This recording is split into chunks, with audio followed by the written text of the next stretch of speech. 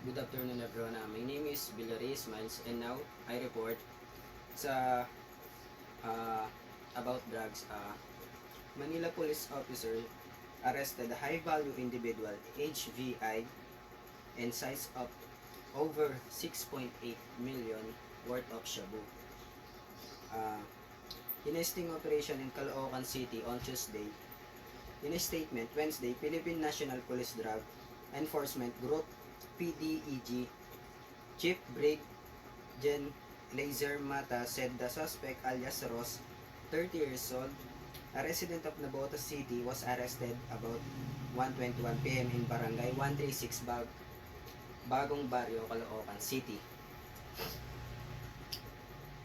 The suspect yielded 1 kilogram of shabu inside a heat-sealed transparent plastic bag and other non-drug evidence.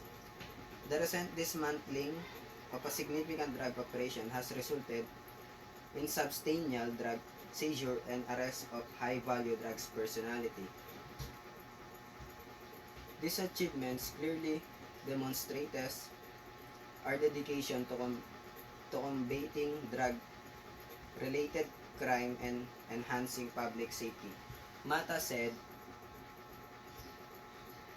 the arrested individual and the confiscated evidence are currently under the temporary custody of the PDEG Special Operation Unit at Camp Bagong Diwa in Taguig City for proper documentation and processing. The drug evidence will be transferred to the PNP Forensics Group of Camp Cram, Quezon City for laboratory examination, PNA. Thank you.